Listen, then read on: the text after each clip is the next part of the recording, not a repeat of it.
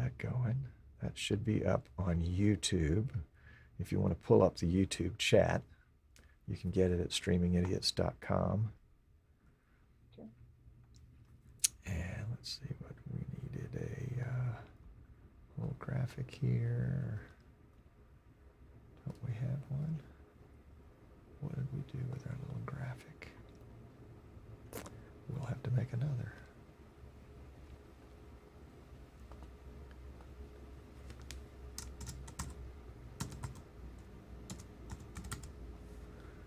There we go. Good, good, good, good, good, good. All right, Christ Center Studios. Welcome, Alex. Glad to have you. He says, man, 7 minutes seems long when you're just waiting for a program to start. From Paraguay. All right. My son visited Paraguay many years ago. He was very impressed.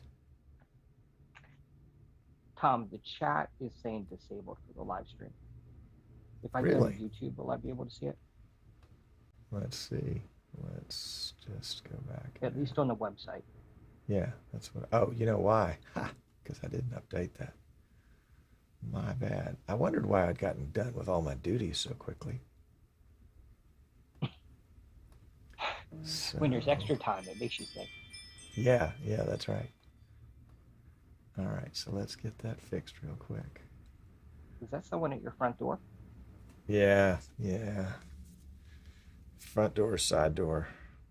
I have all my my UPS deliveries sent to the house because I'm kind of in and out of the studio, and so sometimes I forget to turn off my phone.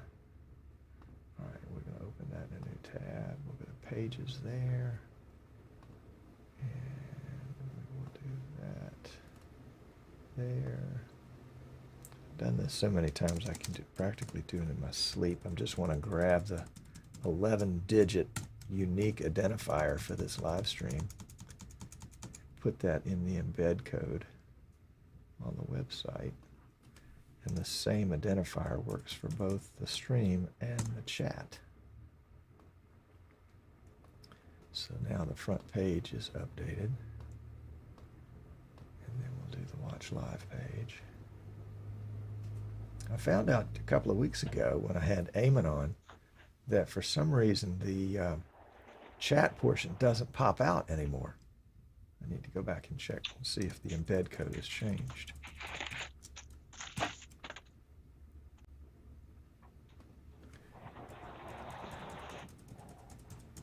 Just grabbing a few toys to have with me.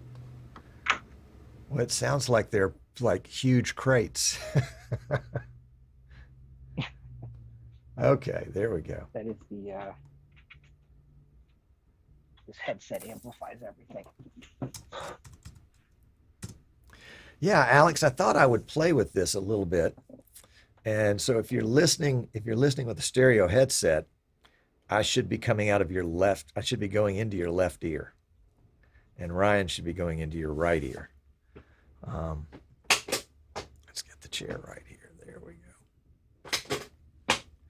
And so I just thought it would be fun to play with.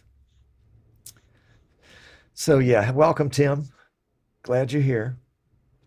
Glad you're here. Nobody else shows up until like 5 after. It's the cool kids that show up early. So Ryan, I wanted to talk a little bit about your history, your live streaming history, and just I won't do anything other than just kind of prep you a little bit on that. What I found in doing this show, actually this summer, July, it's going to be 10 years for this show. Can you believe that? 10 years.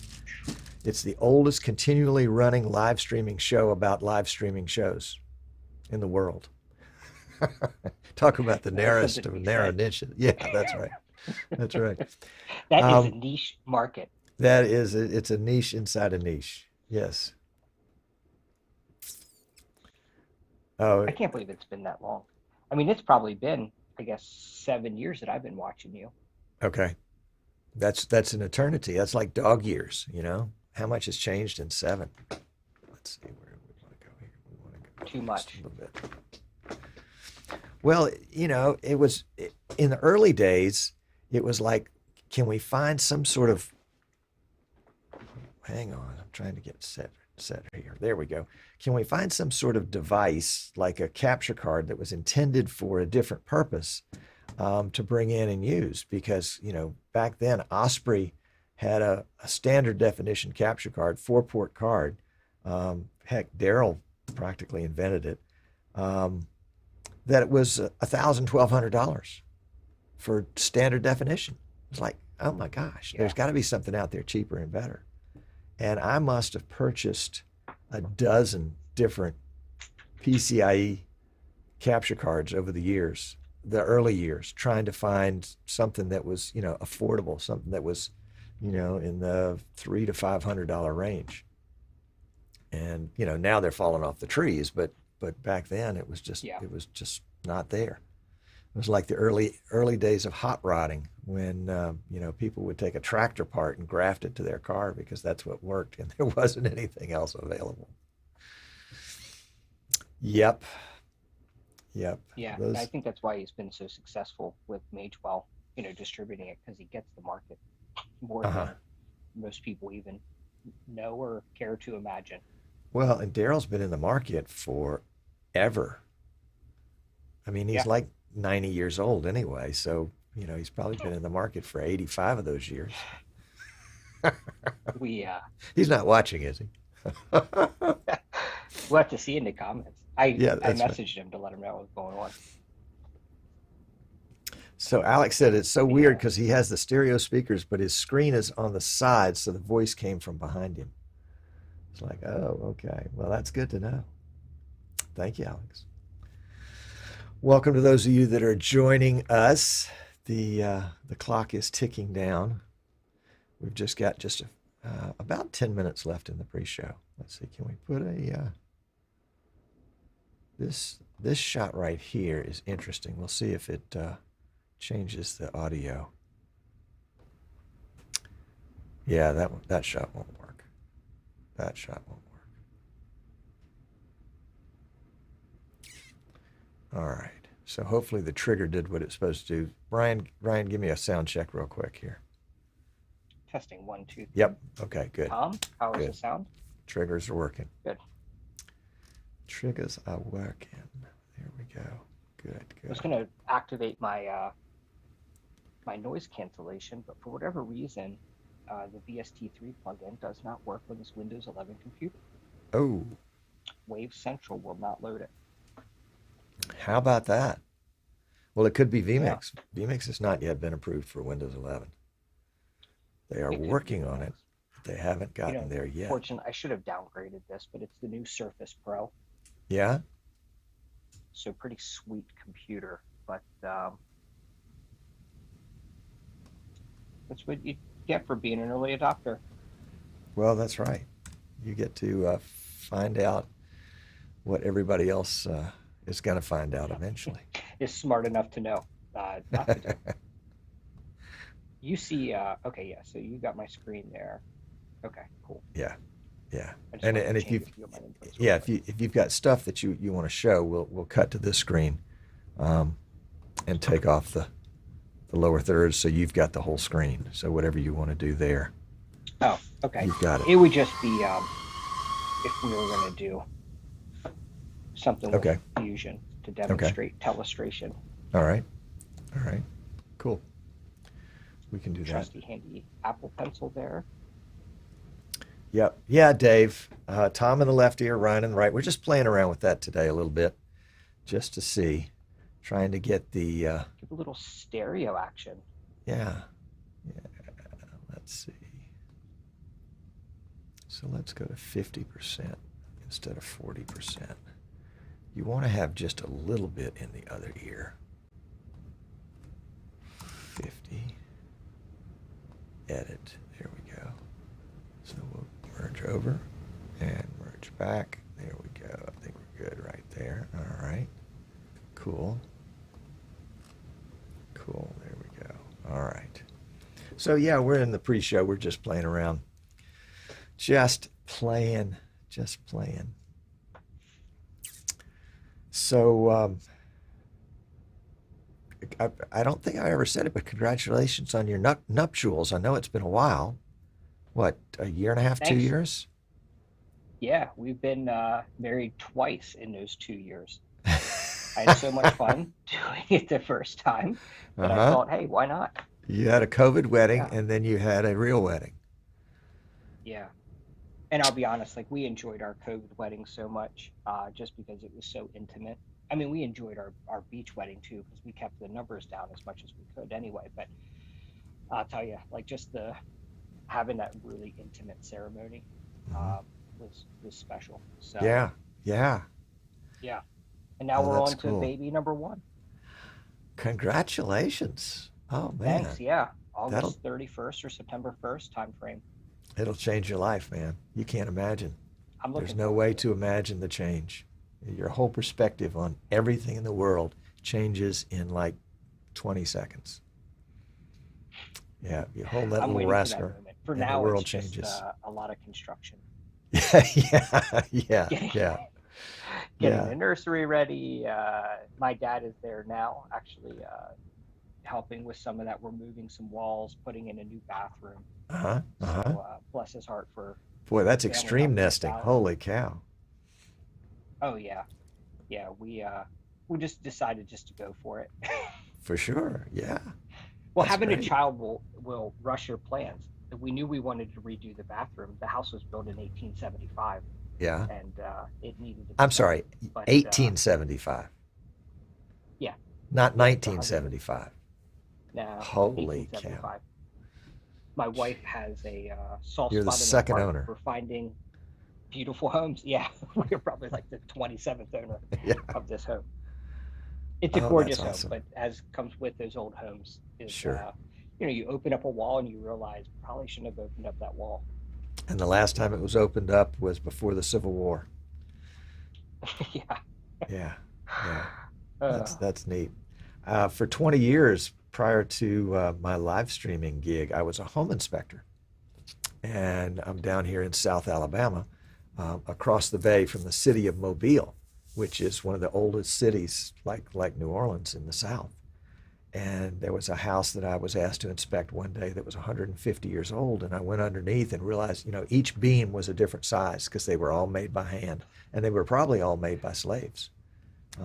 It was a trip in history. And the house actually hung together pretty well for its age. Yeah, the windows were. It's surprising. The windows were 10 feet tall, and the ceilings were like 16 feet tall.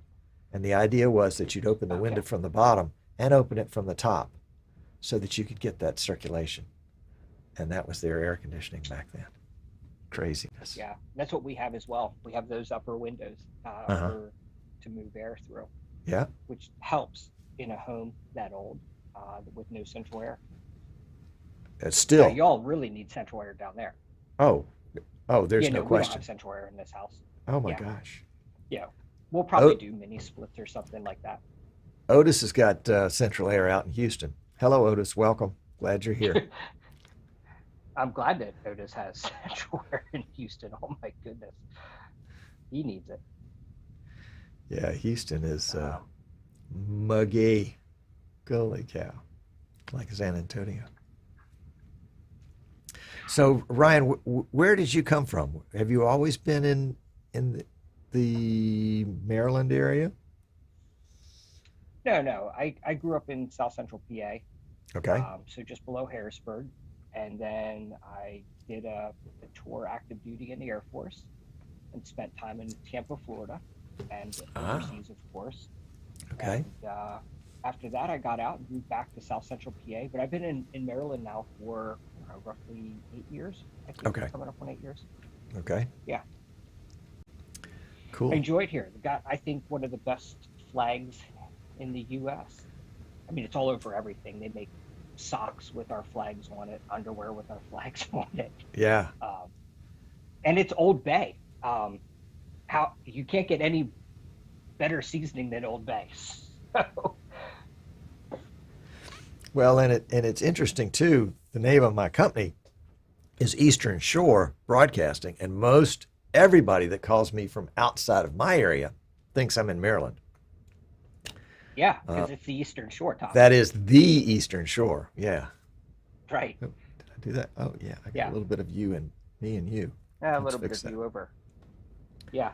That's the thing, right? When you say, like, I want crabs, well, okay, well, crabs do you want? Do you want blue crabs, Maryland style? I don't think there's any other way.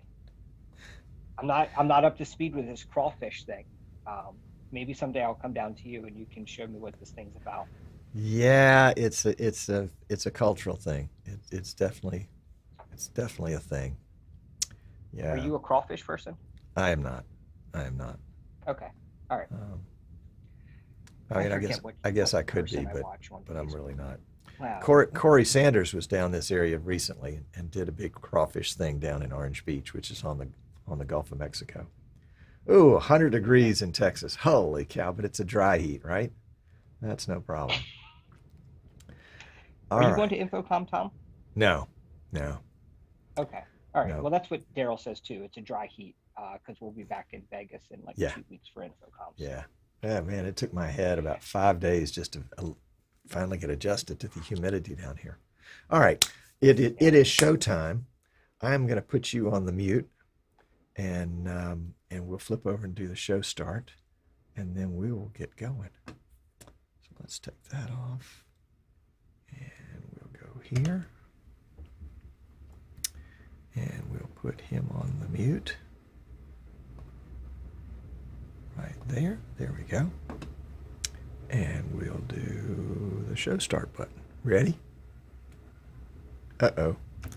I think there was an update to vMix that disabled some shortcuts. Let me do a little quick check on that and see if we've got those, or we may just have to fake it. Let's do a find. Number 14. Yeah. Let's try again. Oh. It thinks that. Can we edit that? We're channel 1 now. How about that? I must have unplugged something. Because now my X keys thinks it's channel 1, not channel 2. That's my bad. Let's see if this will work with a quick edit. Never know till you try. Let's try it.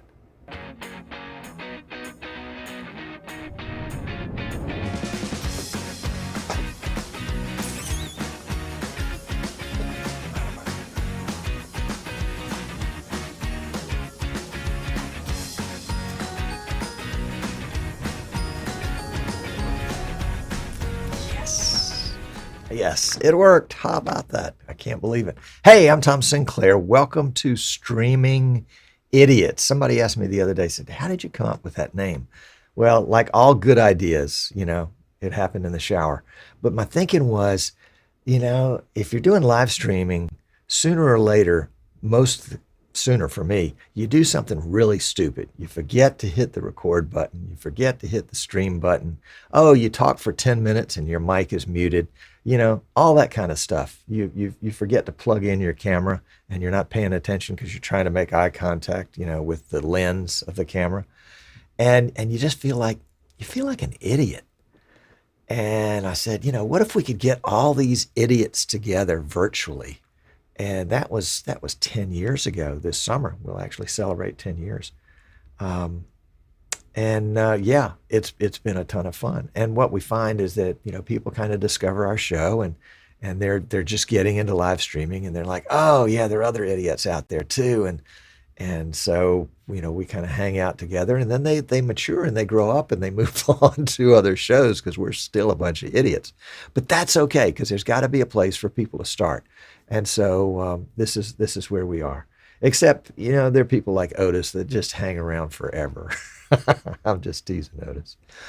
Anyway, delighted and excited to introduce my guest to you today. I've known this gentleman for, it's hard to say how long you've known some of these people because some of them, you known them since the first time you actually shook their hand, or have you known them since you did things together either over the phone or virtually? Where do you date that? And this guy showed up on my radar. I guess it was 5 or 6 years ago. It's just kind of crazy, and it's been fun to watch him grow and mature in what he's doing. I'm talking about Ryan Brenneman. Let me bring Ryan in. Let's see. I think we have a button for that. Let's see if this works. Hold on. Let's see. Did we get the audio on?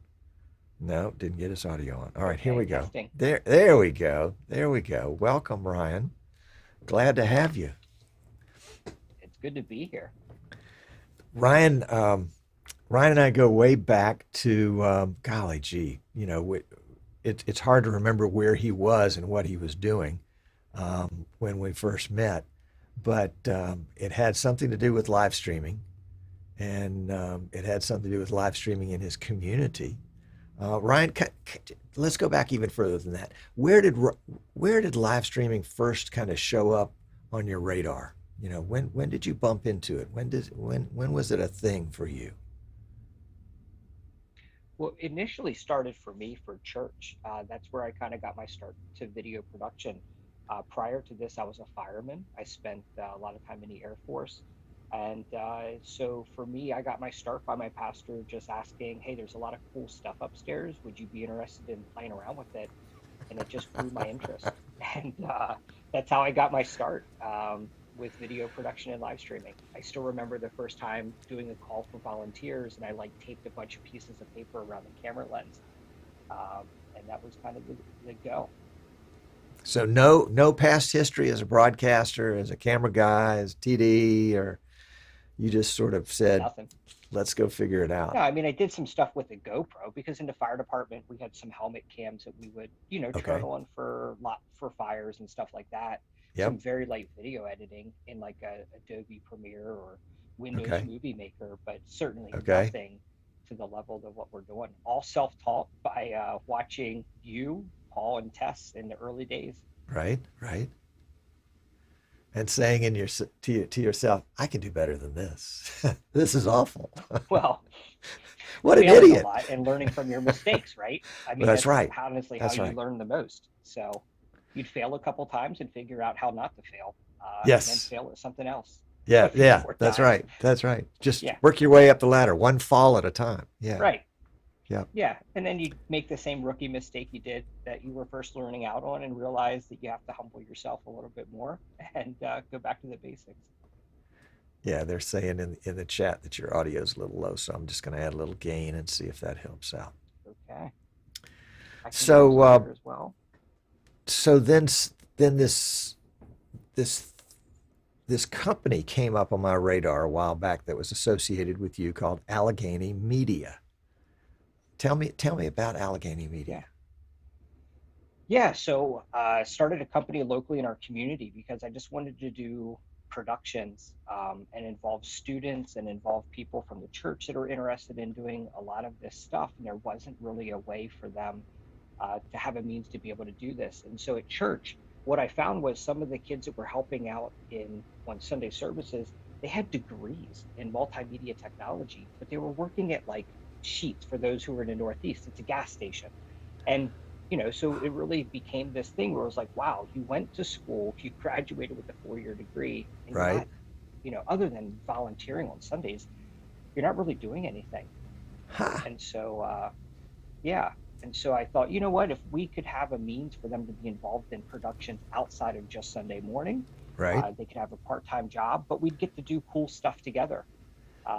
And so I ended up live streaming a fire with a drone over top of a multi-alarm fire in one of our cities.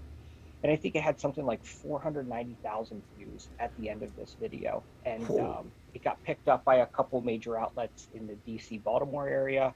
And that's when things kind of just started taking off for me. Oh, yeah. Oh, that's cool. So you're a big drone guy. Yeah. What kind of drone? Not like a big drone guy, but I have a couple. I have three. The latest one is like not a big drone guy. I have three.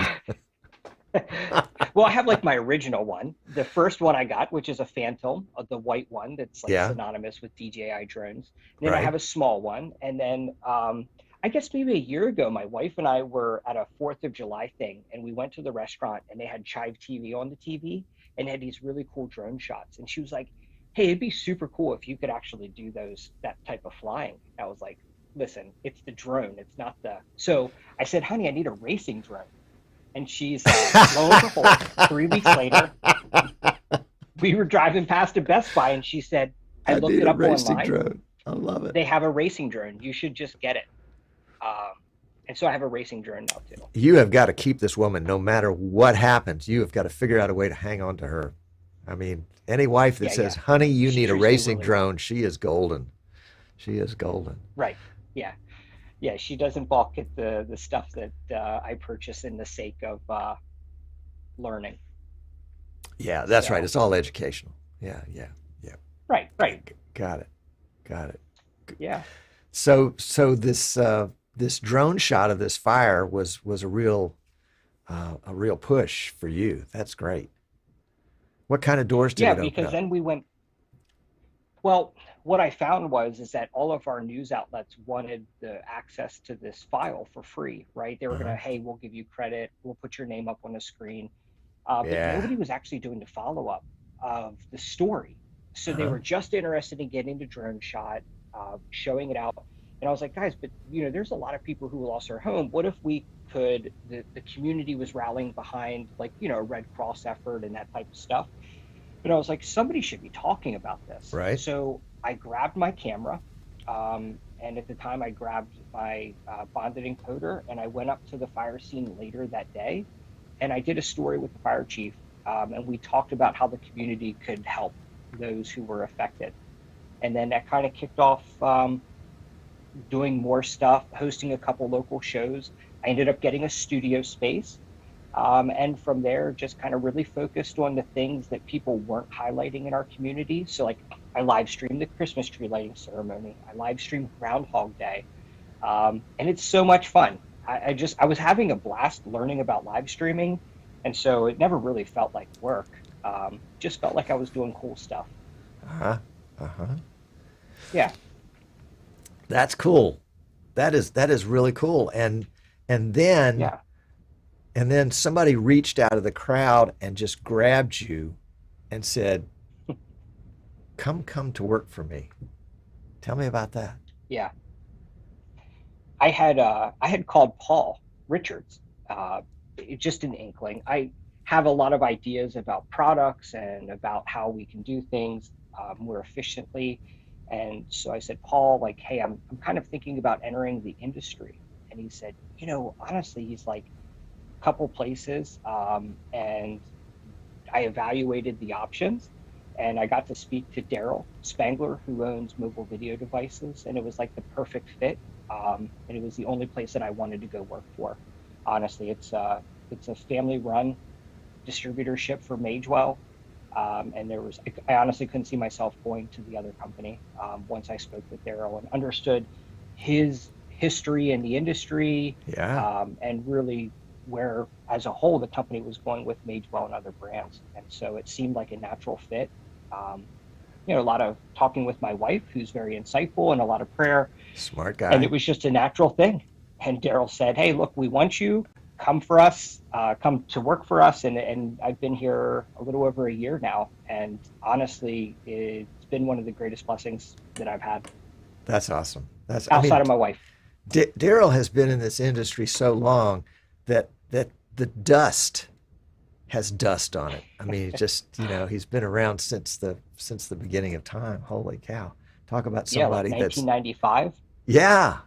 Holy cow. Yeah. But to be around somebody that knows the story from before the beginning of the story. That's cool. That's really cool. It's really invaluable. And that was one of those things to learn from him, get the opportunity to learn from great people. and he's shared so much information with us. And, just even being at NAB together, you hear the old stories from back in the day. And it's so cool. So, what are you doing? What are you doing now? What are you doing now for MVD? Technically, my title is Senior Product Specialist. And so a lot of the things that I'm working on is supporting our customer base. So earlier today, I was working with a TV station who wants to use SRT to send a signal from their mobile truck to their control room. And they had purchased two Magewell devices, and they were just having a problem wrapping their mind around how the whole port forwarding and SRT thing works. And so worked with them to get their router configured and get them up and running. And other than that, a lot of it is product development. So the great thing is that I'm still involved in some productions, not as much as what I used to be. Sure. But tomorrow night I'll produce our local graduation, and on Saturday afternoon I have another graduation to produce. But I'm using Magewell products in all of those productions, so I actually get real experience. Yes. Yeah, and that's the thing that Daryl saw as a benefit. I can't be involved as much productions as I used to be, but still getting to do those things, I understand the pain points that a lot of our customers have, and how can we alleviate those. And then I work with Magewell on alleviating those things and working on really cool products. That's awesome.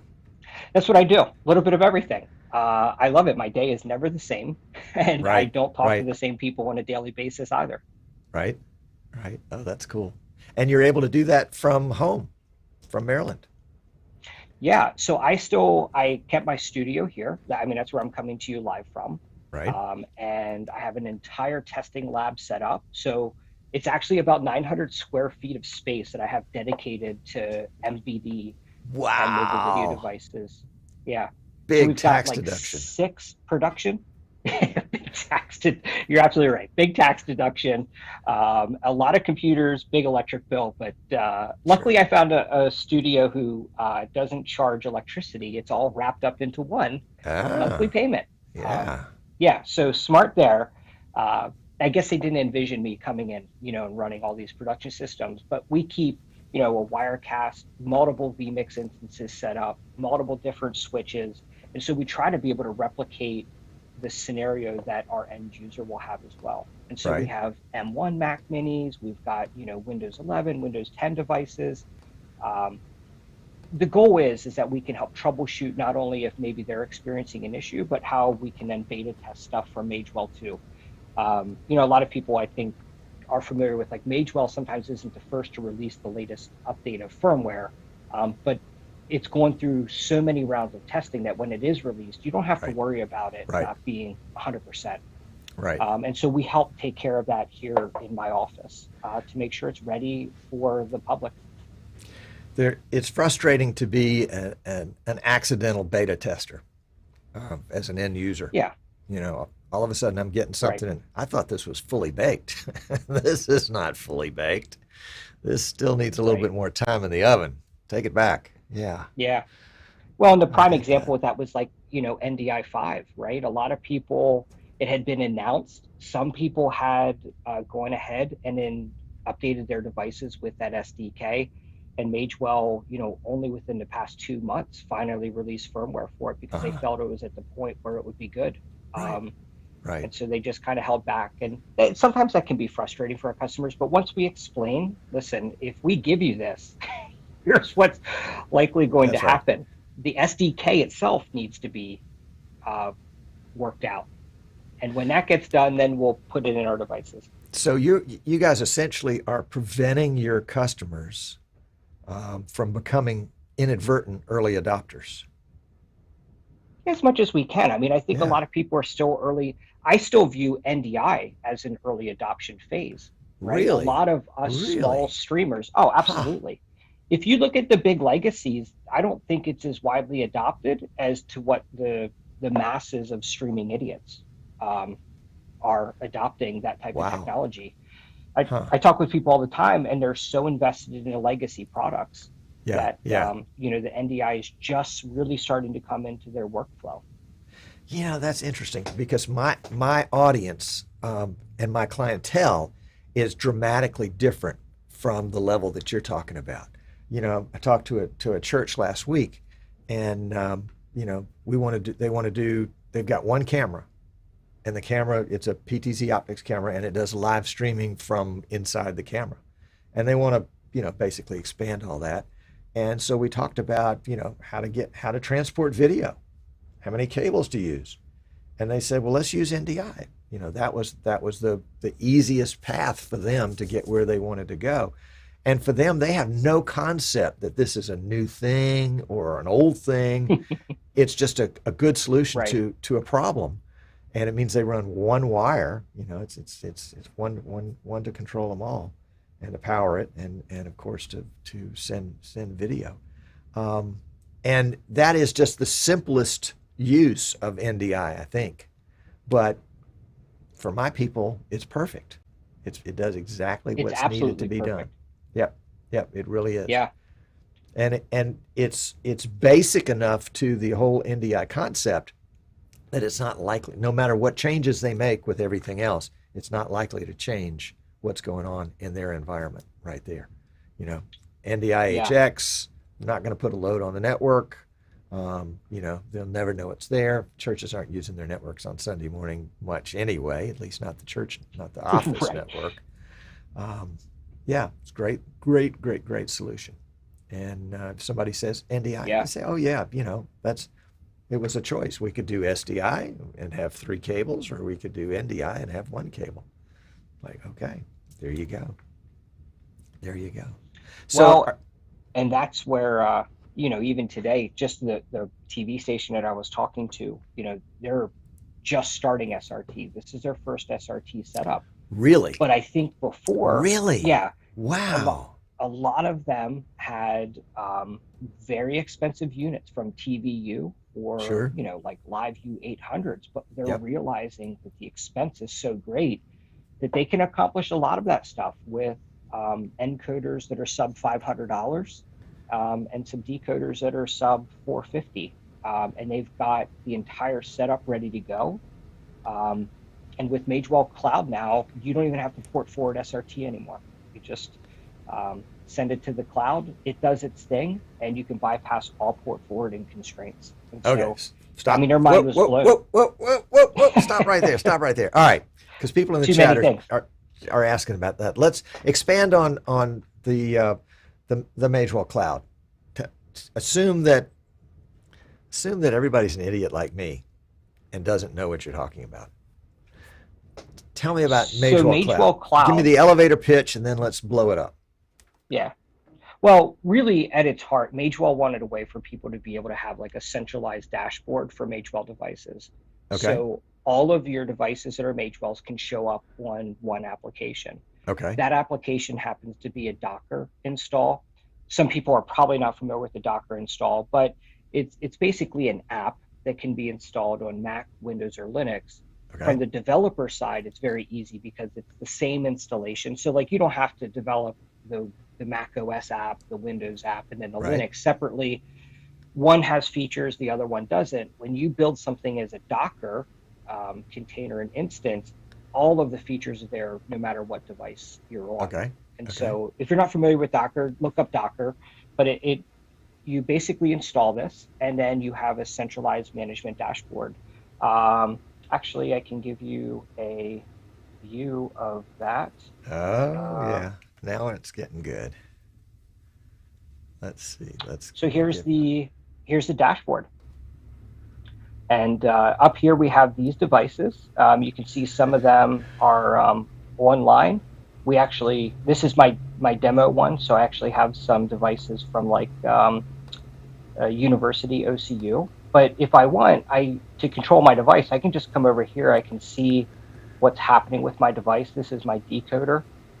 And I don't know if you can pull up my screen like a side-by-side, Tom, but you'll actually see the screen behind me change to a time code. And I'm accessing this all through Magewell Cloud. And so you'll see my monitor behind me just turn to a time code instance. and then it's going back to our logo. But nope. It allows you to control. All we see is your browser. Good. Okay, no worries. Well, it allows you to control a device from anywhere in the world, and that's the beautiful thing about it. So that one of the things we've heard a lot from our resellers and integrators is that they install a device at the church. Let me go back to my screen here.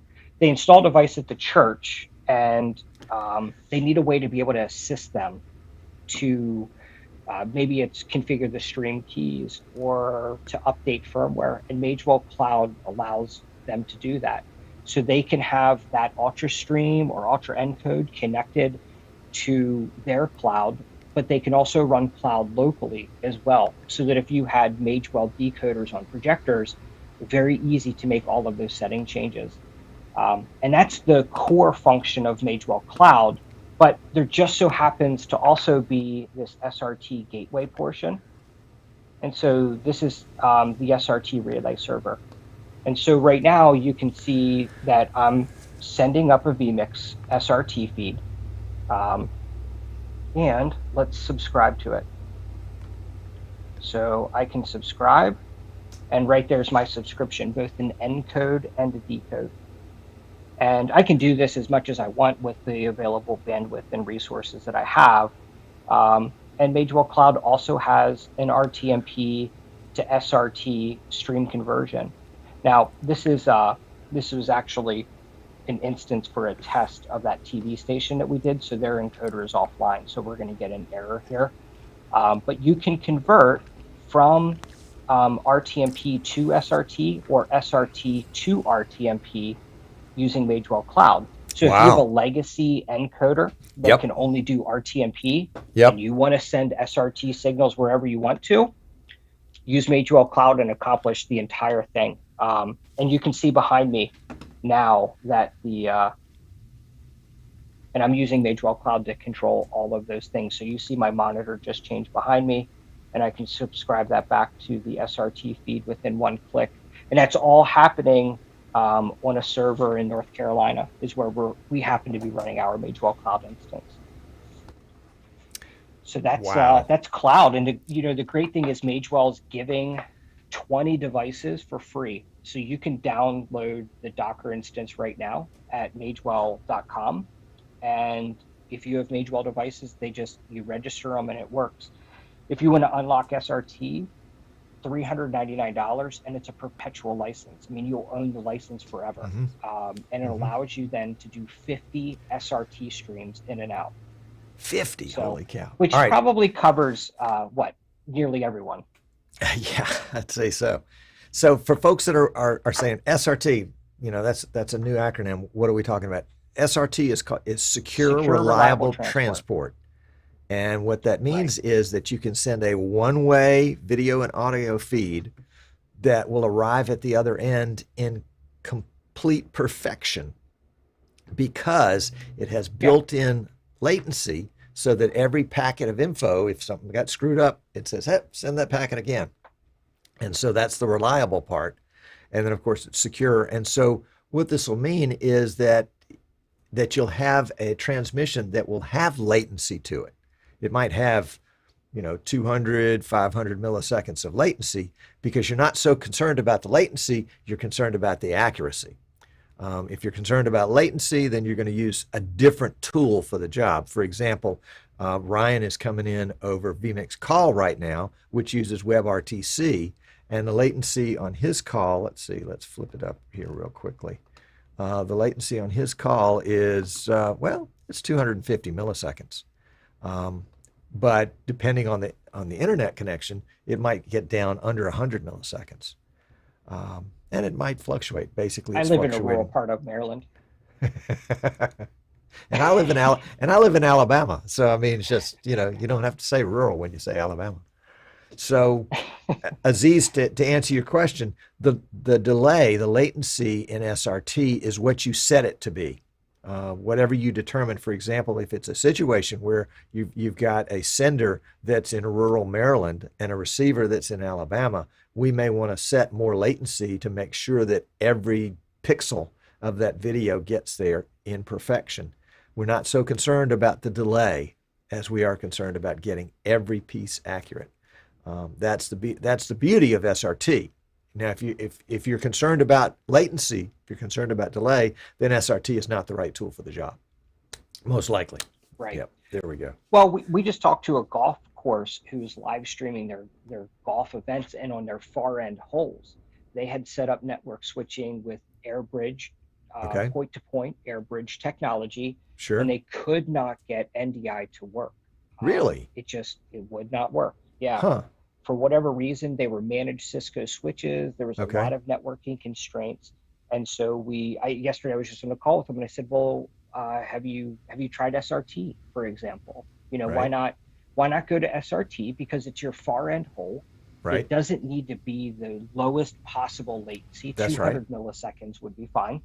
And so use SRT to transport the video over.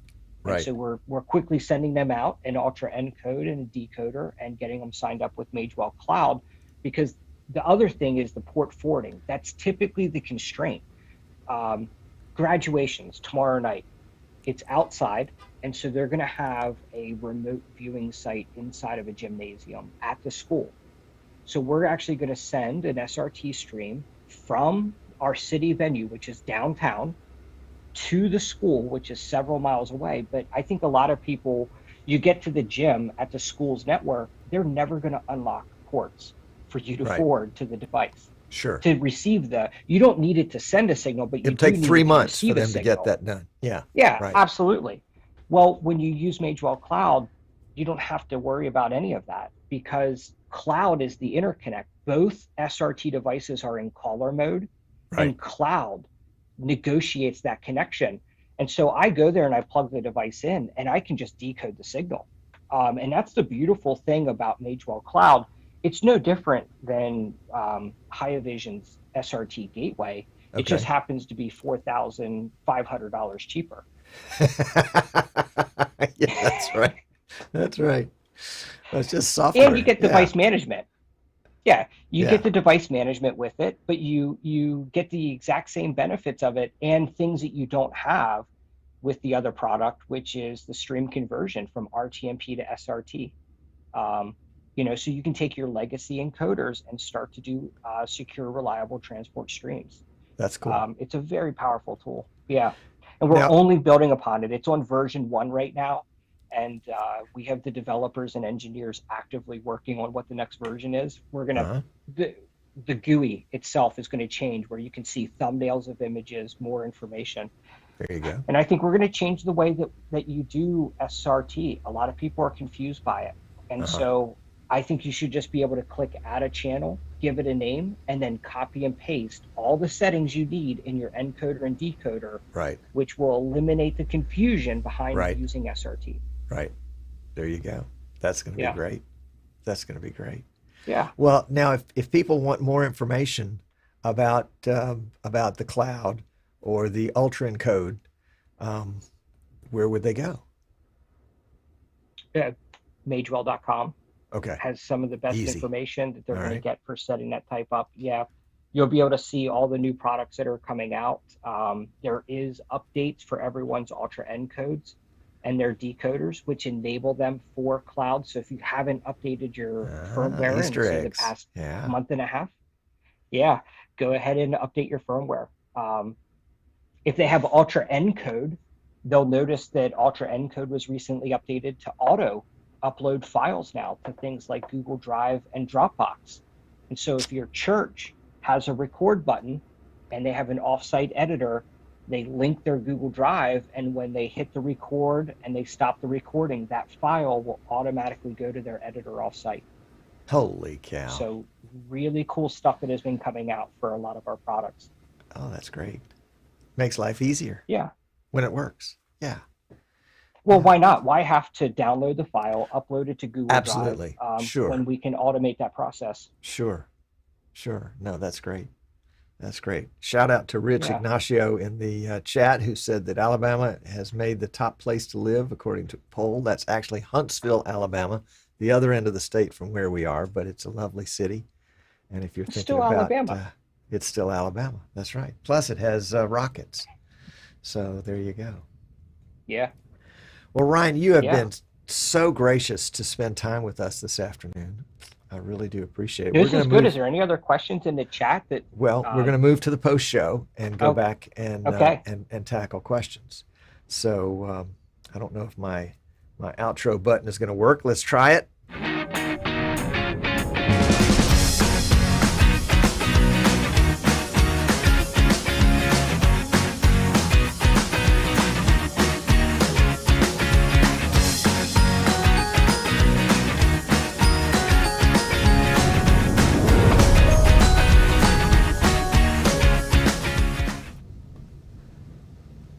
Yeah, it worked. There we go. All right. Post show. Post show. Now I can sit back a little, relax. That's right. Not so formal, Tom. Not so formal. Not so formal. Who was I? Oh, I was talking to Paul Richards one time. Had him on the show, and he said, "Yeah, I'm not so formal." He said, "I'm not wearing any pants." Well, what he meant was he wasn't wearing any trousers. He was wearing shorts. But, you know, when you get that just right off the cuff like that, it's like, whoa, dude, I didn't need to know that. You know, too much information right there. Not wearing any pants.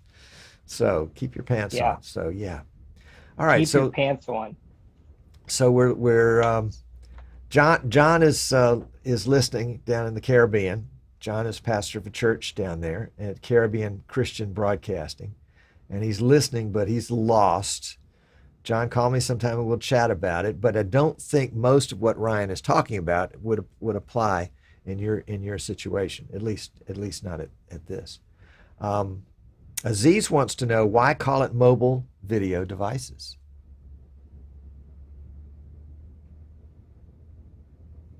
Ryan, you got an answer for that? That's a really great question. Yeah. It is a good question. Daryl. It's a legacy question, I'll bet. Lemonade. I just pinged Daryl for the official answer. That's right. Now, Daryl is involved in a lot of things. You know, even developing a product called the vMix, which is an encoder for a camera into a handheld device to your cell phone with an app that overlays and things like that. But that was I think much after the company was called that. But I just got the notification that he's seen our question. He could be watching on YouTube actually and chime in as well. But he's typing the response, so can't get any faster than that. All the dust just went away, Tom. Well, you can't get any faster than that. The X Keys crew sends a shout out to Ryan. I guess you will. Are you going to go to InfoComm? Are you going to see them there? If they'll be at InfoComm, I'll be there. Actually, I have to place my order, Maggie, for that X Keys. We are looking at integrating X Keys directly with the Magewell decoders so that you can press one button and enable that source input change. Yeah. Cool. I love the way this industry works together. Oh yeah, totally. It's one of the greatest things. And hopefully we can link up with Joe of Central Control and finish getting APIs developed for Central Control. Yes. Yes. It was good to see Joe. So the official answer is that Daryl started with the mobile PCIe shuttle device that plugs into the laptop, and it was a multi-channel card. And that was one of his first products. Wow. Talk about dusty. Oh my gosh. Yeah. That's cool. That was cool. I haven't grasped. Multi-channel. Jeez. Multi-channel. I love it. So pretty crazy to do that with a laptop back in the day. Back in the day, yeah. Holy cow. All right, let's see. Now probably like 240p, so. Yeah, that's right. But still, I mean, it was a solution to a ton of problems. That's right. Right. Correct. Unless you were an actual broadcast station, you weren't going to be capturing that video. Right.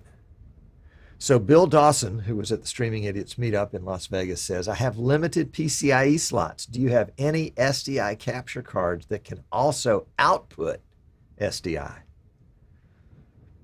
No, we do not have an in and out card yet. Okay.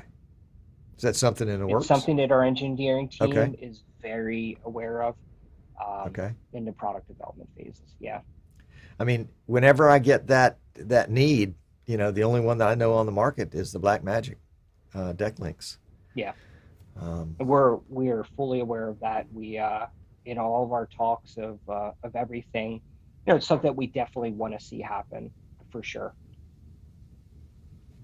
okay, and let's see, Alex at Christ Centered Studios says I should specify that I'm referring to NDI on the Magewell Ultra Encode HDMI and possibly SRT as a back plan.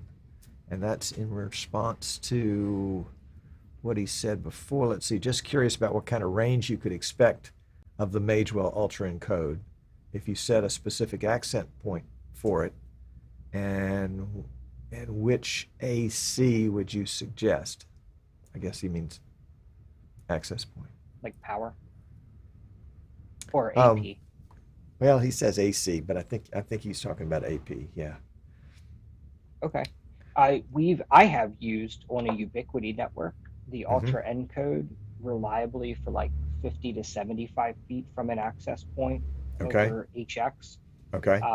But with the new Netgear, I have a Netgear WAC 630, which is like the Wi-Fi 6 beast of a access point. I mean, it's saying PoE plus like, power supply. It's a monster. It's very big as well. And I've reliably gotten about 200 feet away from it with wireless NDI HX. So, I think that's probably the best case scenario, but it's going to come down to the network. It really does. Yeah. And when it's critical, wired it. Yeah. Yeah. I don't want to pop anybody's bubble, but if you want reliability, it's got to be copper. Yeah. Or tungsten or whatever. But they make good roving devices for like a roving camera. We've seen some churches that have like the sliders now that go back and forth, and a lot of them are using the Ultra Encode in a wireless, but they are spending a lot of time getting their optimization down for their network. So like the channels of the access point to make sure there's no other devices that are conflicting. They're getting an access point close by to that location. And that camera person kind of huddles within like a 50-foot zone. Right. Yep. You have to know your limitations. So Martin K is in the chat, and he says Magewell showed a prototype of a 4-in, 2-out I/O card, the Flex, but it was never released due to various reasons, but it might yet get completed someday. It may get completed someday. That was much before my time, but I heard about that card. I thought that came to market. No. I thought I bought one. Okay. Maybe Daryl sent you one as like an early prototype card. No. I must be confusing it with something else. Okay. Yep. Yeah. Must be confusing. Or with something maybe the market is just not as big as what we think it is. Well, I remember when NDI came out, 2016, my first thought is this is going to kill, the capture card industry. If anything, it's kind of like in this, you won't remember this because you're not old enough, but when VCRs came out, first Betamax, then VHS, everybody said this was going to kill the movie theaters because people wouldn't go to the movies anymore. They just rent a movie and watch it at home, which of course never, ever happened. I think if anything, movies became more popular than ever. And I think this might be a similar situation where NDI, which could have been a capture card killer, I think it just stirred an interest in the whole concept. And, people then balanced NDI versus SDI or HDMI or whatever it was. And and way back when did a cost comparison, and NDI was too expensive for the church that's on a budget. I mean, those are my customers, my clients, where, they're going to scrape together $5,000. That's a huge deal for them. Whereas a corporation, $5,000, that's lunch. Right. For a group of people. Well, anyway. And we do have, for all of our PCIe cards, there's free software at magewell.com. It's like the NDI bridge. Now, this was named bridge long before New Tech ever was going to name, something bridge, but it took the PCIe card inputs and USB card inputs and converts them to NDI. And that software has been out for several years now. Yep. And so you can have a PCIe or a USB device, and it can also be a NDI device as well. Right. So it was a significant value add to the Magewell products. I think that was a stroke of genius. It really was. It really was. Okay. Yeah. Aziz now more people are offering that, but good. Aziz is asking, why does the NDI signal appear to have more contrast than SDI? Because of compression is the question? I don't know. I'm not a video guy. Martin might be able to answer that question from the chat. Martin is probably a much better person to answer that question. I don't know why it would have, usually I hear that it's desaturated when it comes to that compression, just because of the color space sometimes. I don't know. We'll see what Martin says. We'll see if Martin wants to take that one on. He did say that he thought it was IBC 2017 when the 4-in 2-out I/O card, the Flex, was first shown off. And then Alex says sometimes it's just more practical. It was a long time ago. Sometimes it's just more practical to have one roaming wireless camera. I'm currently using a Vaxis to an NDI encoder. I just thought about skipping some gear and going wireless directly. Yeah, you could do it that way if you put the access point up front. But you're right. When I use like a full-on wireless device, you're going to be tethered. Whether the tether is a cable or the tether is wireless, you're still going to have a limitation in how far you can go. Yeah. Yeah. Unless you're going to write a big check, and then you can go half a mile down the street. 1,500 feet to 2,000 feet. Right. Yeah. Yeah, I actually thought Martin was going to mention about the devices that are like, this is a prototype. This isn't. This is just hit Magewell's website 2 days ago, but this is the world's only. I believe it's world's only Pro Convert that will be for audio. So AES 67, NDI, and SRT audio over balanced, unbalanced. It'll encode and decode at the same time, and Magewell just announced this 2 days ago. So think of it like the world's longest audio cable, because now you can move audio from anywhere in the world to anywhere in the world. But the other thing that I love about this is that it's NDI audio as well. And so where you had conflicts before for some people with Dante and NDI, now you can just run everything over NDI audio, and it's perfect for vMix productions both in and out. So really excited about that device. Hopefully we'll get our hands on another couple ones before InfoComm, but that literally just hit the website 2 days ago. Well, there you go. So Martin did address the question about NDI versus SDI in terms of contrast, and he says he doesn't see it. He hasn't seen any difference. So, Aziz, it may be something else that's different. Maybe something else somewhere along the line. Potentially the output of the camera. Yep. Is outputting more contrast. A lot of times in camera settings, you can, either desaturate or saturate an image on the HDMI or SDI line. Maybe that's where it's happening at. Bill Dawson says on Palm Sunday, his pastor wanted to welcome everyone outside standing at a palm tree. So he used an iPad, NDI, and Wi-Fi to make that connection. It worked great. And then Rich Ignacio says VAAS, Video as a Service. Well, that may come to it, Rich. Rich always has these crazy ideas, right? Yes, he does. Yes, he does. Yes, he does. And I remember one of the very first devices that he ever used in his jet ski racing broadcasts was a 4-port SDI capture card from Magewell. And he's taken it to the beach every weekend. And finally, one of the SDI ports just gave up the ghost. I think it corroded off. And probably rusted out. And we sent it back. And it was out of warranty because it was, whatever the warranty was, it was out of warranty with you guys. And so he and I ganged up on Daryl or whoever and said, you got to fix this thing.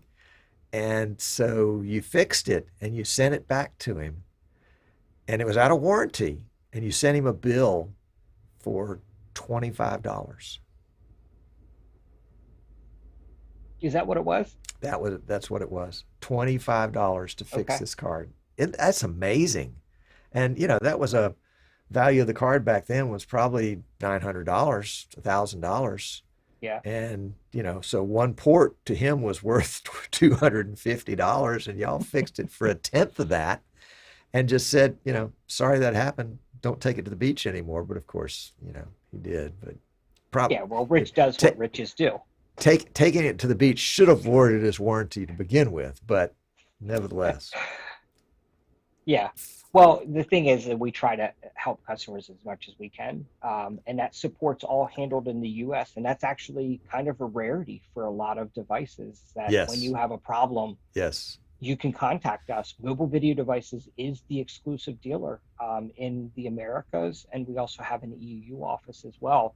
And so it comes to us. We coordinate directly with the technical engineers at Magewell, and of course they're in Nanjing. But here locally, when you want to initiate a support request, you just email me. It's support@mobilevideodevices.com, and we'll get you started off with trying to find out what the issue is. And I think that's the other thing too, is like when I look at all of the RMAs across Magewell devices, we just have such few numbers. The products themselves are just tanks. That's typically what we see is if it's USB devices, it's the cable. The cable has been bent so many times in their cable bag, and it's finally given up, or some other type of thing. But that's a lot of what the issue is their USB cable has been thrown around or coiled up way too tight. Like how people take mic packs. The pastors always take mic packs and wrap the cable around, and then they wonder why their cable. Their mic cuts in and out on Sunday services. Yeah, that's right. Oh my gosh.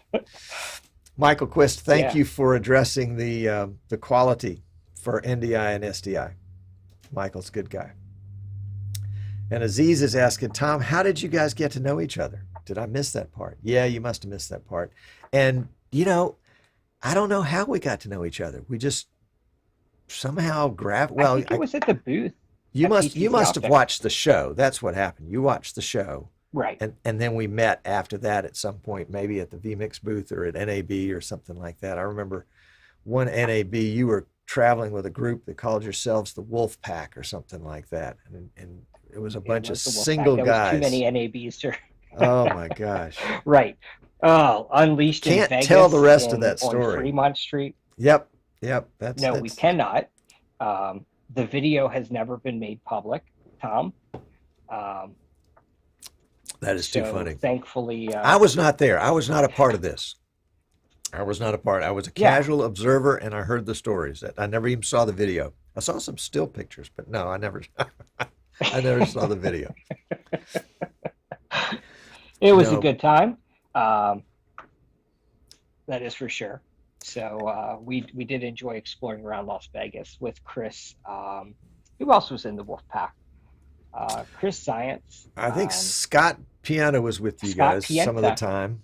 Yes, Scott was the camera operator. And we just had eating challenges at White Castle. It wasn't anything too crazy. That's what it was. Wondering. But that's what it was. I mean, we called ourselves the Wolf Pack, but it's probably like the Wolf Pack Light, at the end of the day. The Wolf Pack Gray.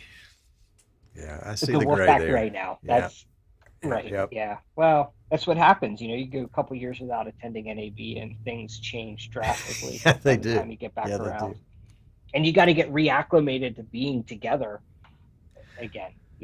So. But I think there's a beauty and a rejuvenation that happens when you get to meet and actually spend some time with people that you're working with, but you're not working with, and seeing you at NAB and the last time I did a trade show before NAB 2 or 3 weeks ago was IBC 2019 in Amsterdam in the fall, and Martin Kay was there, and Petra was there, and Jens was there, and Tim and Martin were there. We were all working in the vMix booth, and it was an absolute blast to be able to physically hang around with and chat with the people that you know kind of casually, but more technically through the internet, through live streaming, through emails and such, and so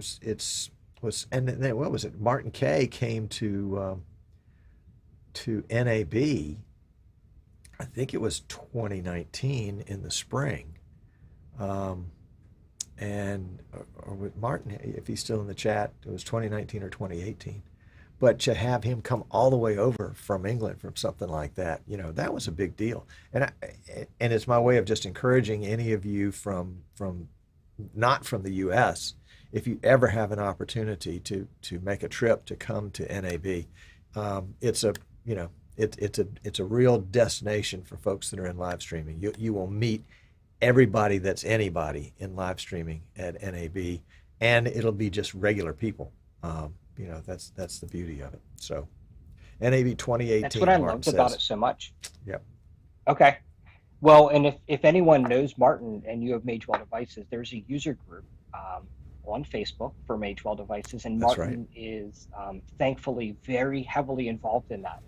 So you'll probably see Martin, be the first one to post about some products and also to assist a lot of people. So Martin's a huge blessing to have on the team over the pond, as they say.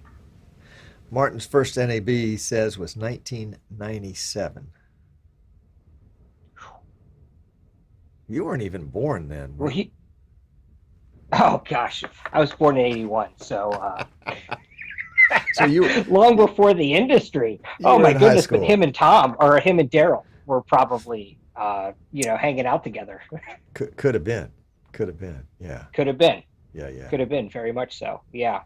I would say NAB was where I got my start. And if, I very openly tell people that, like, I scrounged together, like, at the time I was working for a church full time. So it's not like I was making a ton of money.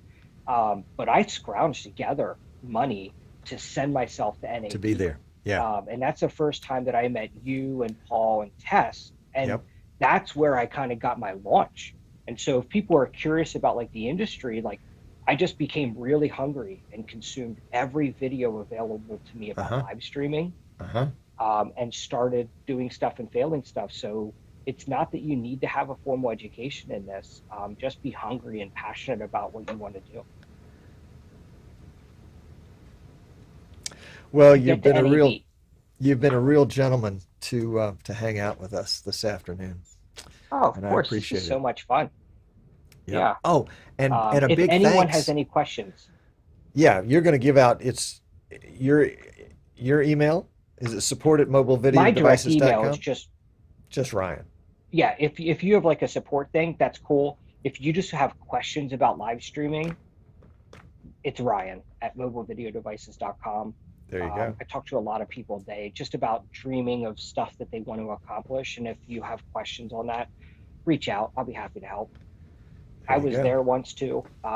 We can never forget where we came from. Big shout out to Marie in the chat. And good to have you late, but that's okay. We got you now. She's there. So Ryan. Hey, good thing it's recorded for later. That's right. There was one other thing I wanted to mention before we got off the phone. Doggone it. What was it? Oh, well, that happens to the best of us. Oh, tell us about that. Come on. Oh. Come on. This is Fusion. USB Fusion. Just announced it in Infocom. It is a multi-input presentation capture device. So 3 inputs in and an output, and controllable by an iPad app with telestration. I can bring up various things on my iPad here.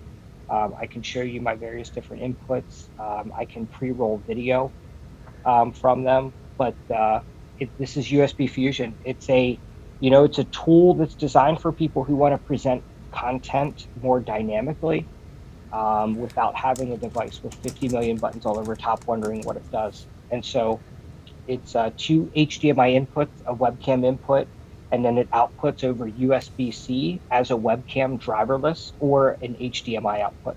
So Fusion is one of those devices that's going to probably be one of the big game changers for Magewell because we see applications in so many places.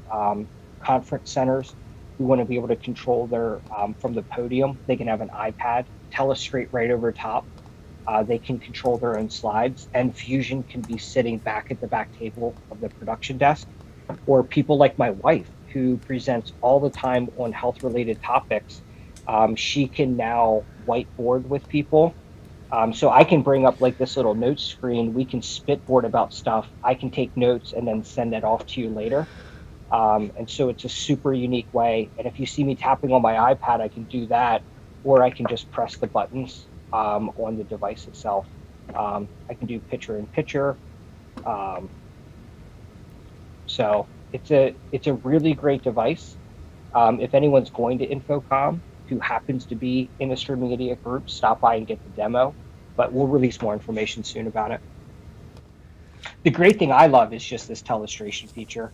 I think that this will probably have some implications. I'm looking to see how we can incorporate this with some more live productions outside of like the presentation stuff. But could you imagine like some football running as an HDMI feed in, and then being able to telestrate over top of the live action? Absolutely. Absolutely. Seems pretty neat. So we'll see what we can do. Cool, man. Good job. Cool. Good job. Hey, thanks for having me. Well, hang on a second. I don't want you to get away. First, I remember what it was. I wanted to thank you and Daryl and the whole team at MVD for the prizes that you guys had at the Streaming Idiots meetup. That was really generous and much appreciated and great to have you there. Would have loved to have had Daryl there, but I understand he can't be everywhere. So he sent his best guy. We'll see if we can get him there for the next one. That's right. That's right. Folks, Thank you for hanging around. Brian, don't go anywhere. We're going to cut the stream at this point because I need to chat with this guy off stream. But we'll see you